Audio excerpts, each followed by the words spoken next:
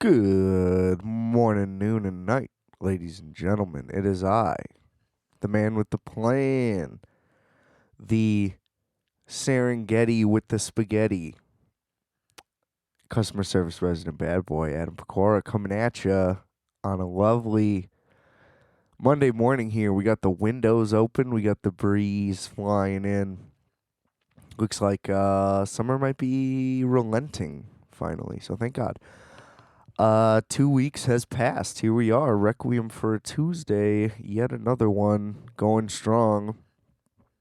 Please rate, review, subscribe to the show. Numbers keep looking good. I'd like to see that. I got a nice little Guayaki yerba mate here, so things are gonna get pretty lit, as they tend to. A lot of caffeine in these bad boys, and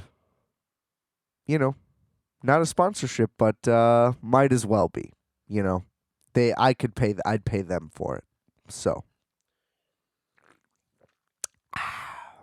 see, I'm a natural. Let's just dive right in. We got some pretty horrific things that are, well, continuing to happen, but spawning right over the border, of which I just mean the Illinois-Wisconsin border, all the things going on in Kenosha, I'm sure you've all heard. But that's just a stone's throw away. I mean, there's a commuter train that goes to Kenosha from Chicago. I mean, it's like, it's back and forth all day. It is right there. So, I don't know. It's just like, are we ever gonna figure it out? Because it's just like the fact that there's even still an argument happening is just insane. I'm just kind of amazed by the whole thing. It's like there's a teenager murdered some people, and there's a bunch of people like, hell yeah. It's like, when was this ever accepted at any point in time? Open. I mean, I guess the answer to that is pretty consistently all the time, but I guess not this blatantly. Like that you could just walk up and murder people, and like people on TV will say that you're awesome. It is very dangerous and very scary because it's right there. Nobody's stopping them from coming through. I don't know. Not even that that's a thing. I mean, it's just all around you. I guess that's the scary part. It's just like they got good outlet malls up in Kenosha. You know what I mean? We used to go up there to get the Nikes. Because that's what you know what I mean? That's what you got to do when you got to look good, but you're on a budget. You head up to Kenosha. And everything should be all right. You get some new Glarus, a pair of shoes, you make a day of it. And now all of a sudden, it's like, might have to pay full price for my sneakers. But in all seriousness, I mean, I'm glad that Jacob Blake survived, which is crazy. I mean, he just should have survived the whole scenario anyway, because, people just shouldn't be shot for no reason all the time. But I guess that's just my opinion. And, yeah, I mean, it's a shame that he is at least currently paralyzed. I mean, it's crazy. From what I've heard, the story is like he was breaking up a fight or whatever. And it's like, imagine you try to go break up a fight or whatever. It doesn't matter really what the scenario is. And that's the point. Who gives a fuck what he was doing? He wasn't killing anyone or hurting anyone. So problem fucking solved. But either way, it's just like, imagine you're just trying to go to the fucking store, and then the next thing you know, you are like the center of national media attention. That must be pretty fucking rough. Like, to have that burden now. You know what I mean? Because obviously just having to deal with the fact that you may be murdered at any second is pretty fucking rough. So I can't imagine what that must be like. But then on top of that, it's just like, next thing you know, you wake up in a fucking hospital and you don't even know that the whole world is like fucking burning. And people want, you know what I mean? I just hope that people don't like want answers from this guy. Because he was visually attacked. So that's all I'm saying. So it's just like, it's not about the guy. It's not about the victim.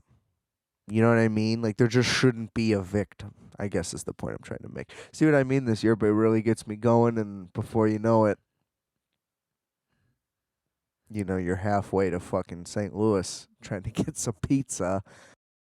But I do love that the NBA stood in solidarity with the whole thing. I mean, the Milwaukee Bucks were gonna take an L. I mean, they're playing the fucking Magic, so that's maybe not as big of a gesture as it might seem. But I mean, no, I get the point of the whole thing. You do it when you can, obviously, anyway. But I mean, shouts out to the NBA for being like, you guys don't have to forfeit any games here. Like, we get where you're all coming from.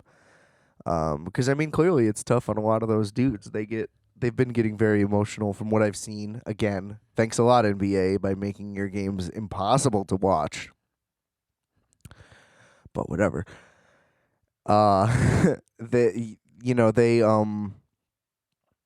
They've been very supportive of all the dudes, and like all the dudes they're struggling. I mean, being isolated and all that shit, that can't be easy. And I get it. Like, you're millionaires, so I'm not going to feel terrible for your situation. I mean, take me to a resort. I'm not going to complain about it. But that's just me. But anyway, my point is that it was totally the right move. I didn't understand, like, why it was a short-term thing versus a long. I didn't understand, like, what was going to come of it.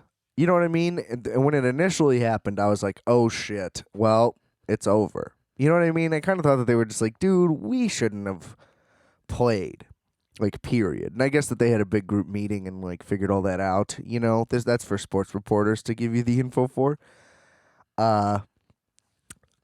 It's just crazy to me.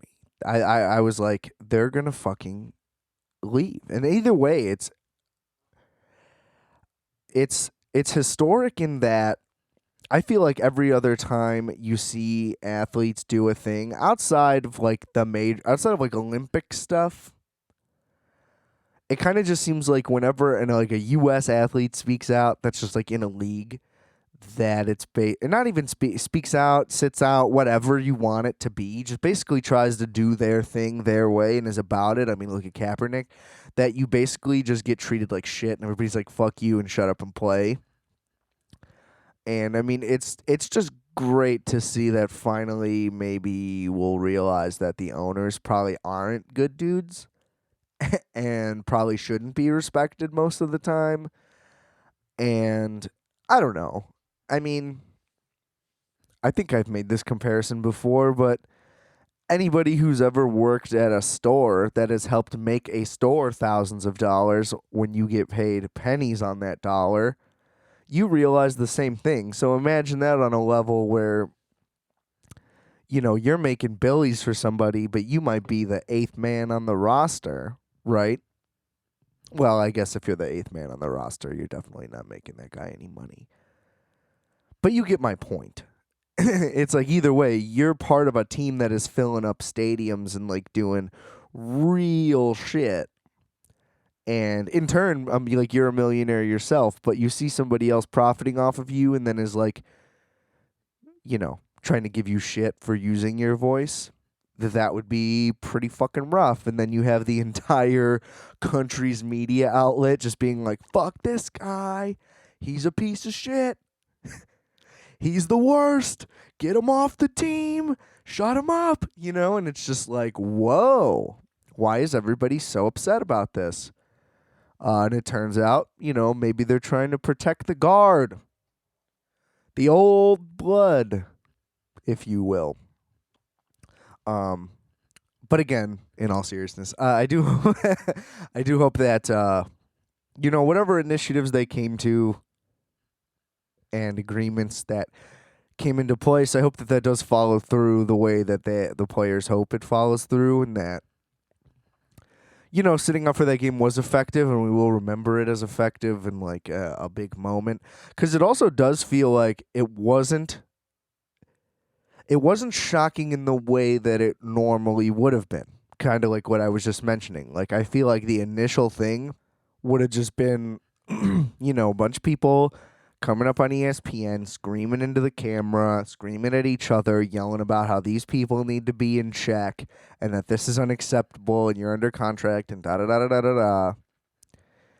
And that's kind of, I was expecting like a backlash. Like, okay, it's gone too far. But I mean, everybody kind of seemed to get it. Or at least you're kind of just like, there's nothing that you're going to say here that's going to like change people's mentality on it. You know what I mean? Like, you're not going to come with the one take where the people are like, oh yeah, you're right, we shouldn't have done this. It's like, no, like, they're doing something that's like fucking right. Let's just let people do what's right now. You know what I mean? I think that's what the NBA was. It's like, yo, this is a huge breach of what we're about, like, contractually. But I mean, this is like as justifiable as you could possibly imagine. You know what I mean? So it's like, let's let this happen, please. But I do wonder. I mean, you definitely, that there's some owners that like have animosity about it. They're like, these fucking guys, they're coming for us. You know what I mean? And they're definitely scared. Because you do wonder, right? Like, theoretically, do the players will they going forward? Because I mean, this season is specific. This is like as voluntary as being an athlete could ever be, where it's like, you know what I mean? Everybody's kind of just giving them a pass for a bunch of stuff, and justifiably so again. But like going forward, are they going to try a bunch of like power flexes and power moves, like in times when it's not related to a crisis? I think that's the interesting part. Like, going forward, is everybody going to realize that, like, oh, I have all the leverage because if I don't play basketball, then there's just no basketball? Like, is LeBron finally just going to be like, bro, I'm just going to play in the playoffs going forward? Which could be possible. I think that if he ends up getting all the points records, if he doesn't already have the playoff ones, which I think he might. Whatever. Going off the rails with my inaccurate information. But whatever. If he hits all his records, he could just be like, fuck you guys.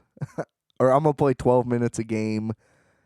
Bring me in the fourth quarter. I'll drop 25. Or whatever. I don't know.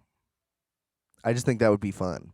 There's not enough, like, you know what I mean? I want more excitement if we're going to start doing shit. Let's really start doing it. Because in the NFL, it doesn't work. You know what I mean? The dude holds out, and then the owners are like, dude, we're not going to pay you. And then he's like, all right, well, I'll see you guys week 1. And there's 53 dudes on a roster. One guy's like, fuck this. And then they're like, okay, peace. Because there's 500 guys coveting every single spot on every team. So, I mean, the NBA, they just have that huge advantage where they can kind of get away with whatever they want. I have no idea what I just said. So we're going to move on.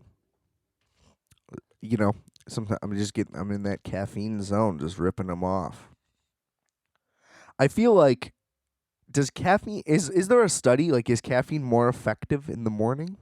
Is that a thing?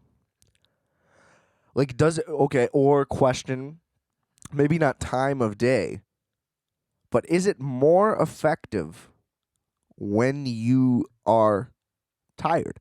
Now, this sounds ridiculous off the bat, right? Because your quick answer might either easily be yes or no, right? But think about this. When you're feeling like all right, pretty level and clean, and you're like, let me get it. I'm just going to get a coffee. I know I got like 4 hours left in this Tyler Perry marathon. So let me get a black cup of Joe and let's grind this out. I got a report due 9 a.m. boss's desk, so we got to get this ready to go. Doesn't it isn't it more likely to be neutral? I feel like, yes, if you have an increased likelihood of basically just being cracked out, and like you might as well have just taken some Vyvanse and like ran around. But I feel like there's also just as equally of a likelihood that you'll basically just sip it and it'll be pretty chill. Whereas I feel like 9 times out of 10, a morning coffee gets you cracked the fuck out because you were previously groggy and now you have a ton of energy. Maybe the empty stomach factor. See, this is why I gotta talk things out on here. Because I'm sure to the casual listener, you're like, well, yeah, dumb fuck. But see, this is what I need. This is what I need it for. This is what we're doing here. We're getting down to the bottom of the things that most people just don't want to discuss. I'm out here asking the tough, hard questions. And you know what I mean? I'm not afraid. I'm not afraid of the repercussions. My journalistic integrity will never be compromised. But I wasn't kidding when I told you I had to go down to bi-weekly because there wasn't that much to talk about. I mean, clearly. I've just been kind of diving deep into the depths of my own psyche. And let me tell you, ladies and gentlemen, it is not pretty. So what I did instead recently, I think it was last Tuesday, interestingly enough, I was like, you know what? Since this is one of the off Tuesdays, let's get some episodic research going. And I took the plunge. I did what many have done since what do we want to call it? The handy pandy began. That was fun. But I watched Contagion. Now, holy fuck. That was crazy. And I didn't do it. Well, I mean, I did it because it makes sense. And yeah, so for those who aren't aware, 2011 movie, Steven Soderbergh. I'm not even going to begin to list the people in this cast because it's like A-list stacked like 11, 12 deep. And that might be a selfish number. It may need to be bigger. Off the top of my head, not even sure. But I mean, you should have me at Soderbergh alone. Cliff Martinez did the score, and let me tell you, he did a wonderful job. This was 2011, right? So he does Drive in this movie same year. What a streak. Okay, so also that's peak of his powers, because, I mean, if you are not a fan of at least the Drive soundtrack, you got some shit fucked up, and we're on different wavelengths here. But also, if you don't like the movie as a whole, fuck you, because it's fucking awesome. Different show. Different show. We're not going to do that right now. But I also do just want to, I want to say, I was hesitant to watch it for a couple reasons. One, I'm not big on the trend hopping. Now, I know that there's going to be a lot of contradictions that come to your mind immediately upon hearing that. One, The Last Dance, was looking forward to that from announcement. That's Michael Jordan. There was also nothing else to watch, so everybody was going to be watching that. That's trendy on everybody else. Two, Tiger King, we didn't know. It was just like on the trending thing, and we were like, all right, let's do it. And then we like checked the internet after watching it, found out it was a global phenomenon, and it was like, okay, pretty good to be in on this, because probably would have watched it anyway. Let's just be honest. There are some that are so big that it's like, I gotta know what this is, especially when shit's that crazy. Anyway, I don't know why I felt the need to defend that. I guess I didn't. It was just to prove the point that I'm not hopping on the dick. Still haven't seen A Quiet Place. Don't care to. So, like, things like that. Plus, what's the one with Sandra Bullock? Anyway, if it has Sandra Bullock in it, I won't watch it. She is horrendous. I don't get it, and probably never will. I think that she is very annoying. Her face, bothersome. Maybe she's a good actress, but maybe all of her characters are terrible. Who am I to say? But I mean, just watch Gravity. If you want to try to tell me, I think I've done the Gravity rant on this show, frankly, because that's how much I don't like Sandra Bullock. Anyway, just fuck Sandra Bullock. Sorry. We're talking about Contagion, ladies and gentlemen. So obviously pretty late to the game. Back to the reasons why I didn't want to do it. So one, don't like the trendy thing. It just feels disingenuous, and I feel like, usually the reasoning is just because the thing that's trending just typically isn't that good, right? It's not this... I just want to also clarify this. It is not this, like, urge to, like, avoid that out of, like, a coolness thing. It's just that, like, usually that shit kind of sucks. You know what I mean? It's just like, that was disappointing. Like we talked about, like, with Parasite. Took me forever to watch Parasite. It's like I'll usually come around. It's like when I'm ready, I'll do it. You know what I mean? It's like, just don't tell me to do it. And I think that that's really where it comes from.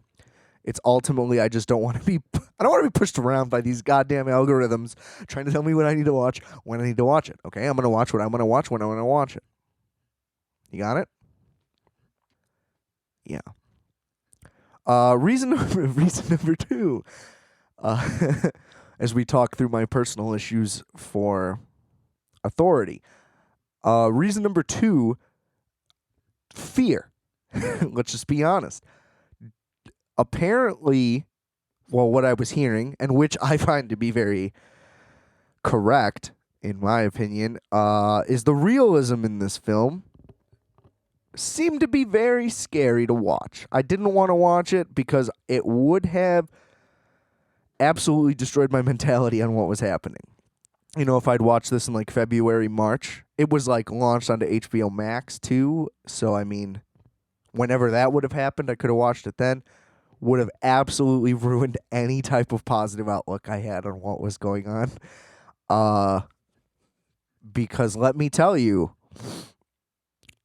this movie is the worst case scenario. It is absolutely everything that we were afraid of, especially in March.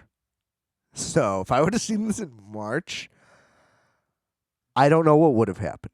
I probably would have had a complete mental breakdown. And I guess reason number three would kind of be the inverse of that, which just plays into the first two things combined. Kind of, I guess. Or it plays into the inverse of the second one. I don't know. They're connected somehow. But the third one would pretty much be like the opposite thing, which is, what if it's so off that it's like, oh, well, the fact that this movie's trending doesn't really make sense anymore. You know what I mean? Like, imagine if they're... Well, it's almost impossible to make a comparison. But the first thing that came to my mind, which probably will sound crazy, but imagine if there was like a big alligator scare or crocodile scare, and then all of a sudden we're all watching Godzilla. Now that's a leap. I guess the equivalent would be like, okay, coronavirus happens, now we're all watching 28 Days Later. That's a big gap. That would be pretty alarming if that were the case that we were all afraid of. But also, one final reason before I'm gonna dive into what goes on in this thing. Full on spoiler alert, the movie's 9 fucking years old and was already trendy. So, I mean, come on. Stop it and go watch it, because your mind will be blown, and I'll get to that point in a second. But the last thing, which is completely on me and is a huge issue, frankly, is that I am just not watching Soderbergh movies. And I don't know why. And that's the biggest problem, is like I do not have a reasonable excuse. There's not a movie that I have seen by him that I don't like love. You know what I mean? It's like he's batting 100, 1,000, 100. I sound like a fucking idiot. My sports takes have been pretty weak. Both the last episode and this one now, I understand. I usually pride myself on having pretty solid, knowledge bases and opinions. But, I mean, the lack of sports has just been rough on me. And the lack of cable, on top of it, again, NBA. Put more games on ABC. Please. Or it's also just like, why did you push ESPN Plus so bad if you're not going to air, like, anything on it? But shout out to UFC for being on there. And I will further interject on that once more with the breaking news that the Jaguars just cut Leonard Fournette, who admittingly has been disappointing, but basically anytime anybody gets cut, I'm like, can the Bears just sign him, please? And they usually don't, and they probably won't. But I will add to my list of bad sports takes by saying that they should sign Leonard Fournette, because the 1-2 punch of Jordan Howard and Tariq Cohen was the whole success of the whole offense.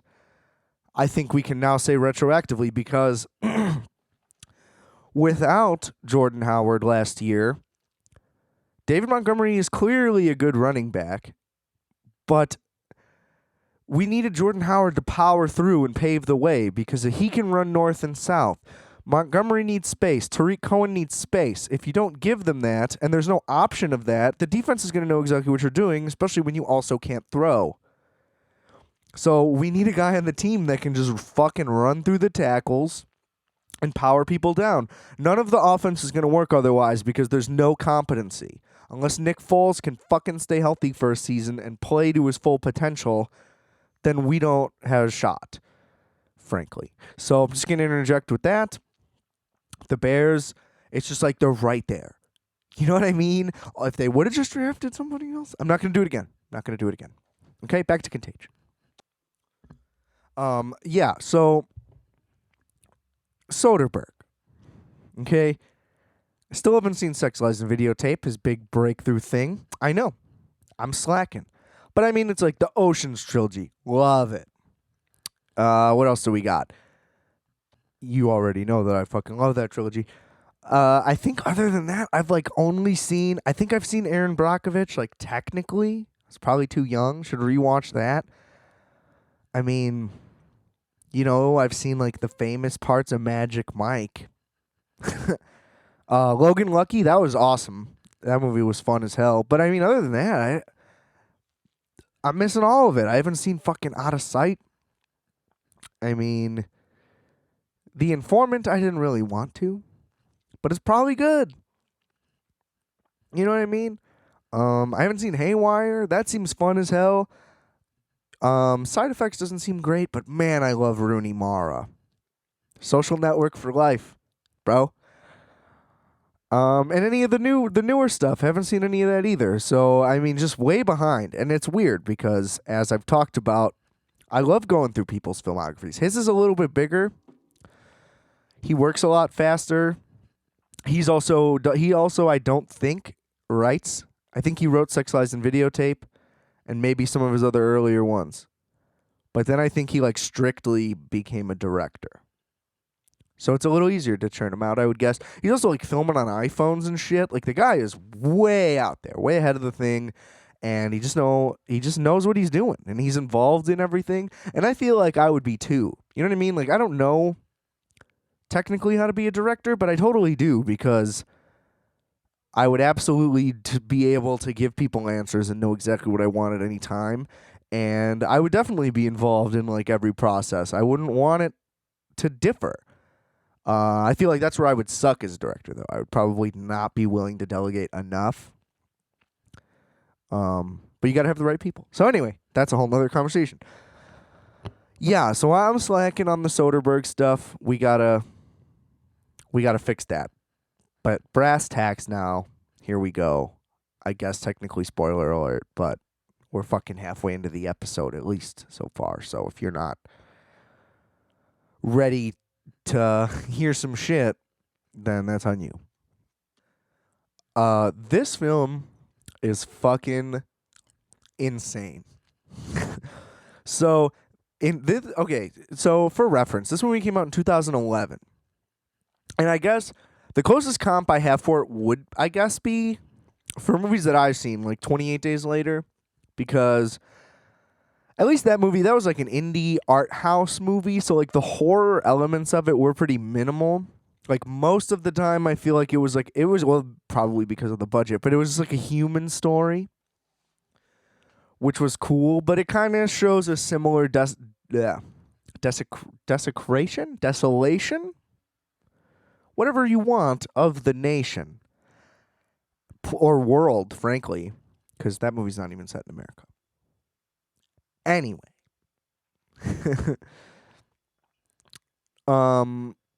my point being that in 2011, Contagion would have seemed just like that, totally implausible sci-fi, but like, damn, that's a good flick. I guess basically what I'm saying is, if you saw this movie prior to 2020, it would probably scare the shit out of you. Like, well, that's crazy. Maybe last a week or two. You know, like when you saw An Inconvenient Truth and you thought maybe you were going to get rid of your car. How'd that work out? But I remember when I saw Who Killed the Electric Car, we were on vacation, I believe, in St. Louis, in some like little indie. It wasn't like an indie theater necessarily, but one of those like old, just like duplex theaters, something like that. They happened to be playing it, and we went and saw it, and we got into our car afterwards, and I was like, this is it. Like, the planet's over. And that movie came out in, like, 2005 or something. And I would say within a week or two, I was, like, pretty over it. But as a kid, I was, like, freaking the fuck out. And I think that's what would have happened if I saw this earlier. Again, if I had seen this right at the pandemic, I would have freaked the fuck out. But seeing it now, it's just like, damn, Steven Soderbergh, how the fuck did you do this? So now I'm going to finally say some details and stop talking around the whole thing like a goddamn idiot. We finally made it, ladies and gentlemen. But basically, in the movie, there is a respiratory illness, same type of thing. They don't know what it is. They think it's a flu, cold thing. One of the initial doctors that reports on a death of this, like, they don't think it's a new thing. They're just like, some lady just died, and he's basically like, I don't know, man. She fucking died because of a thing. It's over. You know, he was basically like kind of a dick. And it all traces back, they think, to like a weird food thing, possibly with bats, like in China. And people are wearing masks, and people don't want to touch each other. And so the big difference in the movie, let me just say, is it's basically the film adaptation of reality. So I'd mentioned on the show before, like, obviously, we all thought that, I don't want to say apocalypse, but I guess we thought that a scenario like this would be more dire, kind of like in Contagion, because we're used to movies and shit showing us extremes, when in reality the version of it is always more tame, a la, yet again, The Social Network. I'm sure presidential stuff's pretty goddamn serious all the time. So maybe not that example, but you know what I mean. Like, whenever they try to show a thing, it's dramatized for the film, and that makes sense. And so it's basically like, imagine if you just took coronavirus and dramatized it for a movie. That's what Contagion is. So the virus in the movie, it kills a lot more rapidly. It's like 25%. And it happens like instantly, which leads to more of a panic. But also I do realize that now probably would have accurately caused as much of a panic, but probably less of a shutdown type of scenario, because of the 2-week incubation thing kind of fucks us all up.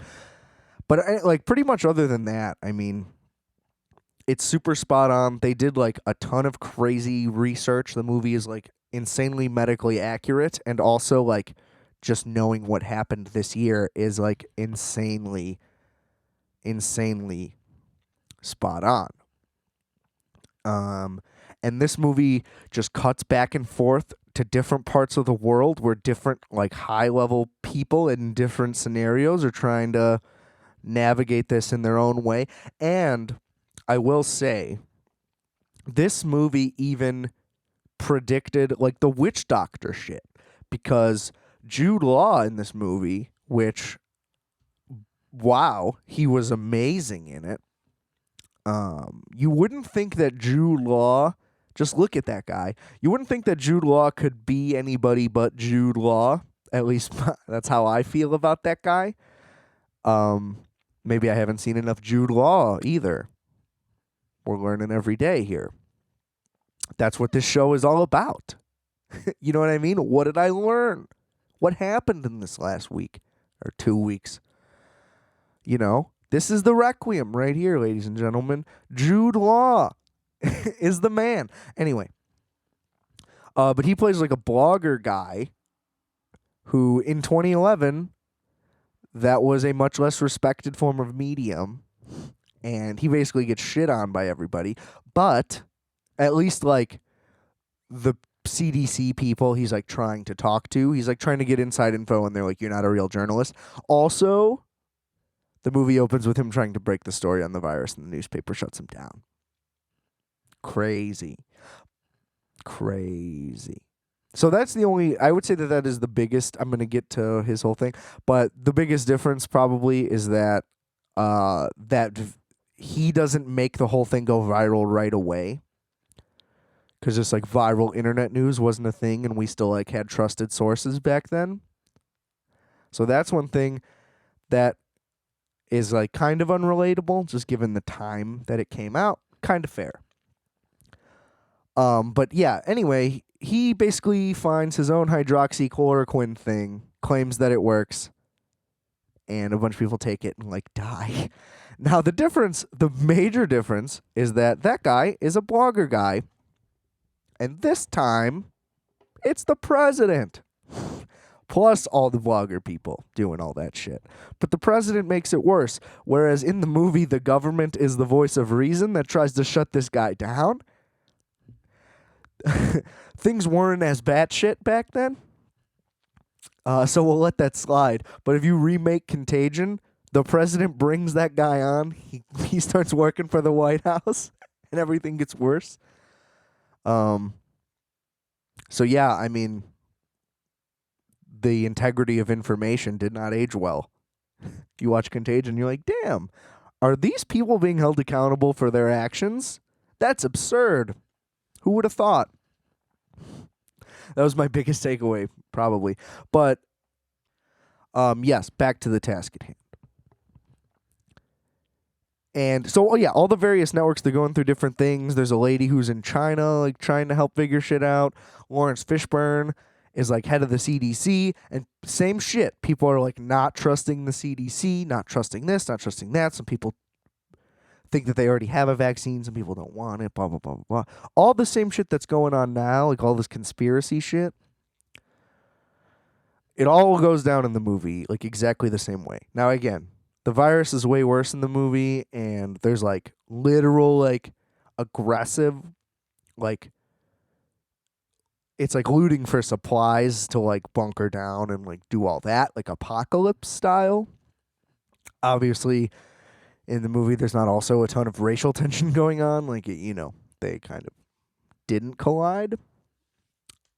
I mean, if he had predicted that, it would be like, we'd be asking him what the lottery numbers are.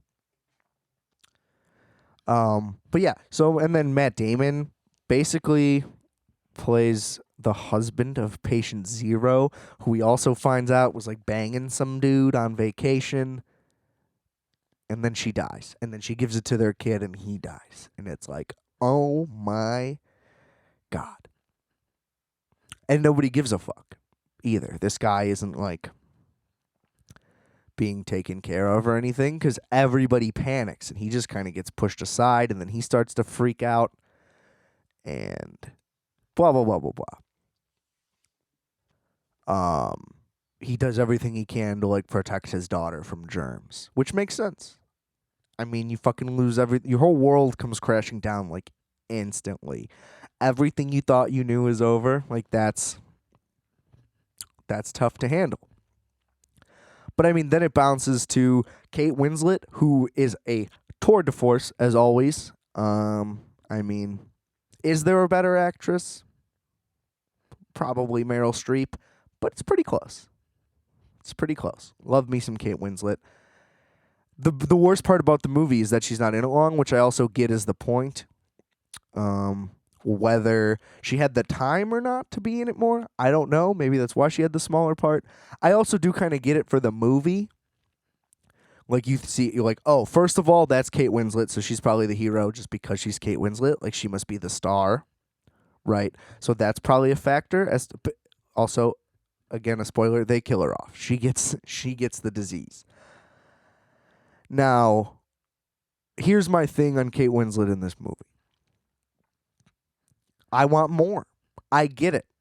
I don't know if it's the impact of killing off literally Kate Winslet or Kate Winslet's character as a representation or both. I get the impact of killing her off. But the movie's better with more Kate Winslet. I mean, that's just how that is. Because the impact of it was pretty big. But then the rest of the movie kind of tapers off. Which, I mean, also makes sense. There's an initial chaos. And then it's about the process through a vaccine, which comes a lot more quickly. It seems. I mean, the movie is incredibly fast-paced. You know Soderbergh. It's cut, cut, cut, cut, cut. There are some shots where it's literally like they'll do like an establishing shot of Chicago and then just like show someone in a car, and then boom, they'll like cut to another city, and it's like, did you guys spend like $200,000 just to quickly film someone in a vehicle on the highway just to show where we're at? It's like there's like 500 different shots in this movie, it seems like. And it's at the same time, that also kind of makes me realize why he would rather use an iPhone. It's like, let's take 10 million different shots, and they don't cost anything to set up. Anyway, that's just me geeking out.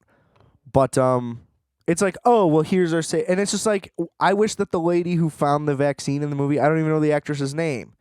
Switch characters. Make her the Kate Winslet character. Make her just as charismatic, just as intelligent, just as capable. Make it seem like she's going to save the day still, again. And then make Kate Winslet the hero. Which I also didn't like how the hero was like such a hero. It was kind of dumb. Like the fact that a doctor would save the world by trying the vaccine on themselves in like such a dramatic fashion. I just think that the whole movie tried so hard to accurately portray everything, the science and the medicine and stuff, that the scene where she tests her vaccine on herself was a little hammy, you know, very gratuitous film scene. And that's the part, I couldn't see Kate Winslet playing that ridiculously generic of a scene. But other than that, no real gripes. But the movie slows without her. She's just a force. She talks fast. She works hard. You know, she's smarter than everybody. But then the fact that like they just cut to her in like a mass grave, and it's just like so depressing. Like just one of the numbers. You think that she's gonna fix it all, and she was so careful. It's just like, Jesus. That's the part, too, that would have, like, really shook me. Where it's like, that lady, the lady that works for the CDC, who's on top of it all. You know what I mean? She, like, sets up a temporary hospital in a hockey rink in, like, 20 minutes. And it's like, that lady who's got it all figured out? Could be anybody. Terrifying. So, yeah, I'll always vote for more Kate Winslet, is my point. She has, like, no face. You know what I mean? It's like, I don't really know what Kate Winslet looks like. I think. I don't know what it is, because it's not like she does a bunch of crazy shit to like change what she looks like ever. It's just like her face is so almost nondescript. Don't get me wrong, also, she's an incredibly beautiful woman. But it suits to her acting ability so much. I mean, she's so talented, but also just like the fact, I don't know. The fact that she just like she looks so different in every movie. I just feel like if she dyes her hair, it's like that's a completely different person. So she can put on all these costumes and just become anybody. She's very malleable. So shout out to you, Kate Winslet. But I mean, everybody's good. Lawrence Fishburne plays a CDC guy who he sends out a call and he's like, hey, to my fiance in Chicago. He's like, yo, get in a car and fucking leave. Shit is real. And one of the things I don't buy is like, if your boy is at the CDC and he says to run, you better run. She was like at the grocery store, like chilling. But anyway, they're like, yo, dude, you're going to get fucking arrested. Again, held accountable. Does that happen again? Probably not. But at the same time, are dudes at the CDC hitting people up and letting them know what's happening before it goes public? I would say 100%, especially given the level of corrupt ineptitude that we're dealing with. You know what I mean? In 2011, I feel like it's hard to gauge, obviously, but I feel like everyone was in a place where, I mean, you wouldn't have bought into any of this. And I know I mentioned at the beginning that it was like a sci-fi thing, but I don't even necessarily. I mean, the virus thing, you never would have believed that. I mean, you probably would have believed that it could happen, but probably not that intensely, right? Kind of like this, I guess, or maybe worse. Maybe the big concern around this was that you thought it would be worse. But I would say the most impressive prediction is all that other shit. Not that this movie was trying to predict anything.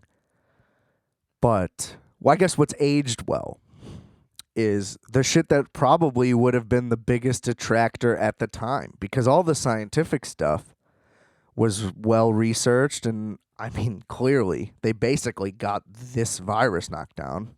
A foreign thing that's respiratory. I mean, it's just like, I guess that's broad, but when you see it, like, the resemblance is so uncanny. It's scary that they could do this. And I mean, I guess doctors all said that it was a matter of when, not if. So blah, blah, blah, blah, blah.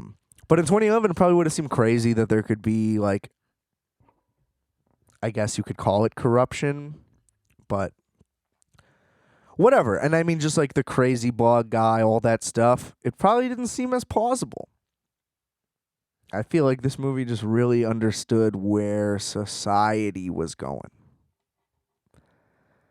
You know, because the movie also shows like nobody treats each other well. It is all one for one. And they're like breaking into people's homes, trying to get vaccines, breaking into stores, trampling, like all that stuff. You know, the worst case you could imagine, which is what we all feared was about to happen here. And I mean, I think we all have already forgotten that for a brief period, and I mean, anyway, I'll just say it and then I'll cover my ass after. But for a brief period, before George Floyd was unfortunately and unjustly murdered, there was a period where there was a ton of camaraderie that I recall. And I mean, again, I'm going to cover my ass after. So calm down if you're already upset. But I mean, there was a period where like everybody was trying to help everybody out. We were all trying to talk. We were all trying to blah, blah, blah. And maybe it was just a facade, and that's why it all crumbled. I mean, obviously, the unrest is beyond justified. That's the point that I was getting at. Everything that happened should have happened because of what happened, right? Like, not questioning any results here. I mean, I just wish all that shit didn't go down. And obviously all the issues that are being talked about now still existed right before George Floyd was murdered. Not trying to undermine any movements here. But there was like a brief period of just positivity where it wasn't just issues all the time. We were like, how do we stop this? There was a brief moment where we all were together with a common enemy. And it was the fucking virus. That was it. It was like people versus corona instead of people versus people for once. And it was nice. And I think this is also a theory that I've thrown around, which is there hasn't, like, this country thrives on having an enemy or some kind of major conflict. And I think that that's why shit's terrible. And I mean, again, I know that all of the injustice issues still need to be solved. That goes without saying going forward. So just understand that. I'm tired of having to say it. It's the pressures of these days. Anyway. But if you think about it, right? I mean, World War I goes into, the roaring 20s, industrialization, a whole bunch of cool shit happens. That goes into the Depression, terrible moments. Everything's awful. Goes into World War II, enemies. There's always something going on, at least. Whether there's not a major enemy or conflict with someone else specifically, like there's always some kind of enemy, right? The enemy was being poor for a minute. Shit like that. But you know what I mean? There's always some need for major initiatives and for the government to really do shit and for the country to come together that kept happening. 50s and 60s, it's the civil rights movement and it's blah, blah, blah. I guess that's the most similar time to now, probably, to where there wasn't an exterior thing. So that was probably a pretty tough time, right? To like be an American, it's like we got to deal with America. People don't want to look in the mirror, because then what happens after that? The war on drugs and shit. All of that goes down and we just keep it inside. But the Cold War is going on. So that's what people want to focus on. You can focus on the Cold War the whole time. Anti-Russia, anti-Cuba, blah, blah, blah, blah, blah. Run it, run it, run it, run it. Everybody seems united, right? All the other shit swept under the rug. I don't know what went down in the 90s. It seemed like everybody was just kind of like, can we just chill? That was a lot of cocaine. I need a couple decades to chill. Couple years, whatever. And then, boom, 9/11 goes down. Force a war to happen. So now it's pro-war, anti-war, whatever. That's not going on here. We're not talking about here. We're talking about over there. Things can stay quote-unquote civil. But I think, which is good. I mean, I'm glad we're not in some shit. You know what I mean? Last thing we need is another fucking war. It needs to be over. But we need, without that complex thriving, I feel like we fall into these things. Anyway, I'm breezing through history lessons like those are relevant. My point is, I just think that's a big reason why everyone hates each other, because we can't hate, like, we have to hate somebody, it seems like. And since there's no other country to hate, we're just like, fuck it, let's hate each other. And I'm not talking about the racial thing. That's a problem, again, that has been ingrained. I just mean like Trump versus non-Trump people. It shouldn't be violent, ever. On both sides. You shouldn't want to hurt people, period. You know what I mean? And if they want to hurt you, as long as they don't escalate. Like, why is everybody trying to escalate all the time? That's what freaks me out. Anyway, this was supposed to be about Contagion. See, it always just seeps in. It's like, can we just, even me, to myself, it's like, can we just go a little bit like the old times? Why can't things be fun anymore? I know that sounds silly and that may sound selfish. But at the same time, it's like nothing's going to get better. Not right now. Not right now. You know what I mean? It's just like, I don't know. It's all that's on my mind. You know, it's all that's on everyone's mind. It's all that anyone wants to post or talk about at any time. And it's just like,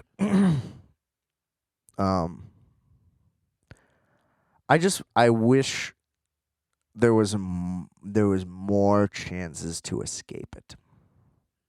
Because I'm not trying to diminish the importance. It's just like, bro, I don't want it everywhere all the time.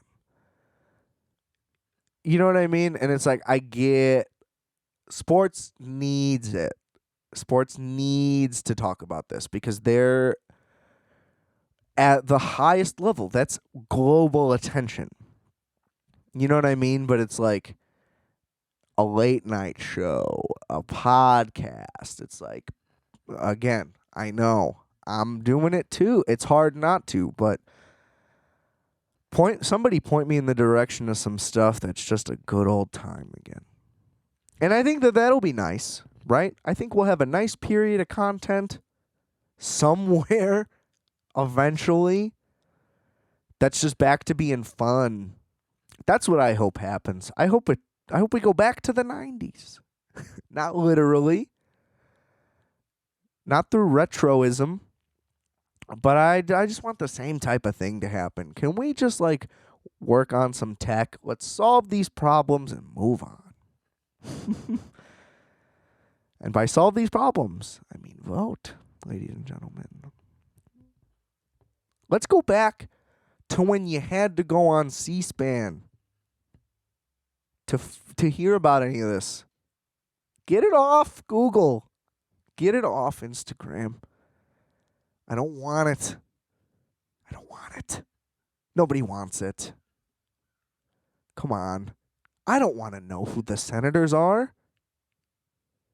I'll vote in the ones you know what I mean? I'll vote in the ones I should vote in, and I don't want to know who they are after that. Let me just exist. You know what I mean? Like, why would you follow a congressperson on Instagram? What are they posting that you want to see? Let's have it be fun again. Anyway, I'm sure that won't go over well. Somehow. Who cares? Go see Contagion. If you haven't watched it. Because let me tell you, it's a wild ride and your jaw is going to be on the floor. The last third of the movie is a little slow, but it's not very long. I think it's like sub 2 hours or like right at the 2-hour mark. And it just dives right in. There's like not title cards. There's not an opening sequence. Like this thing just starts and it barrels ahead like a runaway semi. It's speed. Keanu Reeves, fucking Sandra Bullock. That's stupid. I couldn't even keep it going. But, I mean, it really is just a full head of steam going forward. So, please do it. Your jaw will be on, like, my jaw was on the floor, unhinged. I was like, oh, how similar could, you know what I mean? I was like, going in, I'm like, oh, this must be pretty similar. Right? You know what I mean? Like, here and there. Though it's just a movie about a pandemic. So, it's like, oh, okay. Like, they're probably gonna, probably going to be some things in here that I can relate to. And then it's like, oh my God, this is what happened. It is truly alarming that a film could do that much. It is like the Nostradamus of movie making. So I had to throw it in there. And that went pretty long. That's what the Yerba Mate does. So the Ramble edition happened yet again. I told you I'll sprinkle them in every now and then. It's just going to be full force, head honcho, 100%, 60 miles an hour. That's not that fast. I don't know why I went with 60. That's the limit. Buckle up. Follow the rules. And follow me on Instagram at adam.rfat. Link in bio's got all the goods. All the goods you could ever ask for. And please rate, review, and subscribe to this show. I will be back in 2 weeks. Hopefully with some good news. Some great things to talk about. Hopefully they fucking arrest some murderers. And hopefully those murderers get properly punished for those murders. Murders. Use that word going forward. Anyway, ending on a happy note. So go get yourself a Coca-Cola and have a nice day. Enjoy your Tuesdays. And never forget, I are fat. You are fat. We are fat. Calculator.